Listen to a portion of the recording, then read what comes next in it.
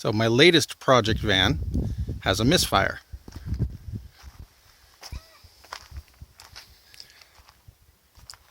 The guy who sold it to me said he hooked it up to a code reader and told him the misfire was in cylinder 3.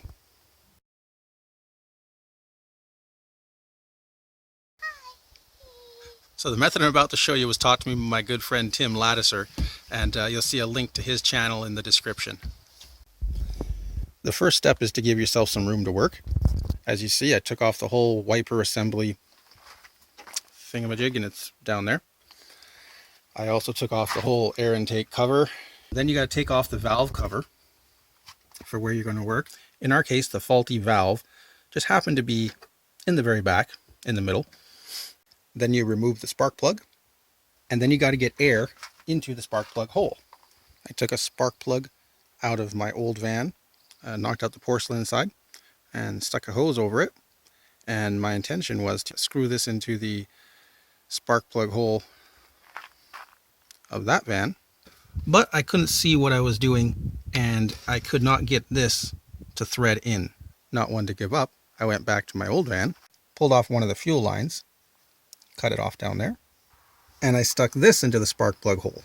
It's about the same diameter as a spark plug, and it's actually a little bit bigger, and it's soft. And with a pointy end like that, I stuffed it into the hole. First I found the hole, and then I twisted it. As if it was threaded. And because the rubber hose is soft and a little bit bigger than the hole, it grips the thread. It grips the threads of the hole and actually seals, puts a somewhat airtight seal there. It does what we need it to do. Make sure you thread it on good and tight. Then you need a source of air. So I put some air in my compressor. I wrapped some plumber's tape around this air nozzle so that it to build it up a little bit, and so when I shove this down the fuel line, it actually makes somewhat of an airtight seal as well. So with both valves in the closed position, I need to determine if any air is escaping. So to open and close those valves, you need to turn the crankshaft. Before turning the crankshaft, make sure your battery is disconnected. In my case, it's gone. And just to be safe, I disconnected the fuel relay. Angelica, get off the windshield. This is what Angelica's doing while Daddy's working on the van. Or, yeah. A big ratchet helps. Okay. Okay, both valves are closed. The exhaust valve just opened. Exhaust valve closed. Intake valve is opening. That's the intake valve opening. Now it's closed.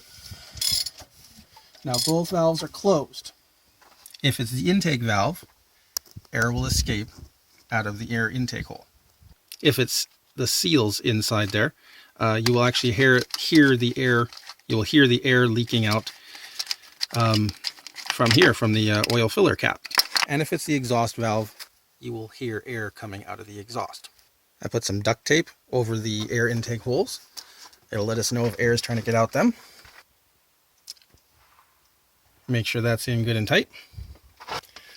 And right away I can tell that there is air coming out of the intake valve. Right away I can tell that the intake valve is not fully shut. That sound is the tape.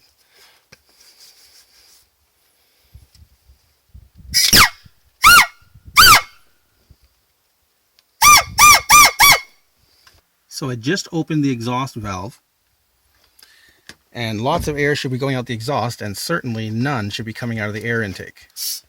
But look at that one right there in the middle. Look at the one right there in the middle.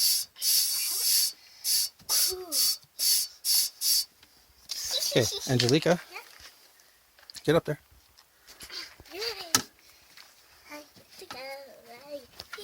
Okay, Angelica is going to help.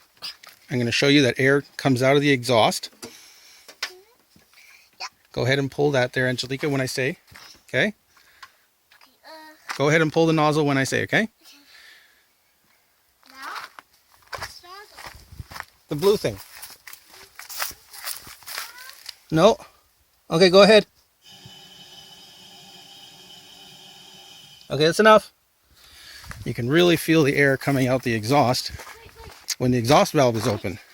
Let me try this. Whoa, But as you can see, it's supposed to feel it up. air is also coming out of the intake valve, which is certainly not supposed to do. Could you? Now that you've determined the problem, comes the fun part. You got to open things up in there and actually fix it. If you found this video useful, take the time to hit the subscribe button, hit the like button, and leave a comment. I'll see you next time.